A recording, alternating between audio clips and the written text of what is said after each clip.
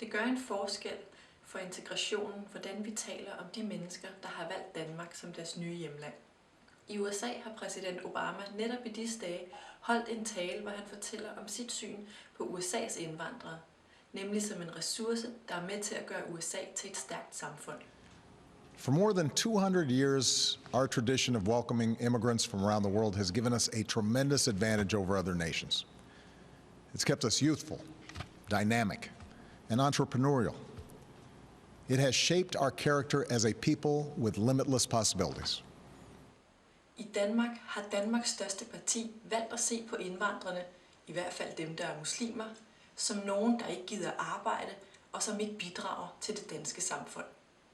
Men det jeg bare kan sige, det er, at det er helt tydeligt, at hvis man kommer for eksempel fra USA, eller fra Sverige, eller fra Israel, så har man meget let ved at finde arbejde, man er meget let ved at komme til at deltage i dagliglivet i Danmark. Men hvis man kommer fra Somalia, Pakistan og nogle af de lande, og typisk er det muslimske lande, så har man bare svært ved at finde sig til rette i Danmark. Man arbejder ikke, man gifter sig med en fra hjemlandet, og man deltager ikke i foreningslivet.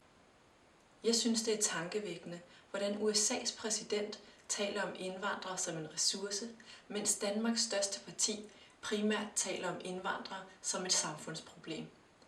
Ord er ikke bare ord. Ord skaber virkelighed.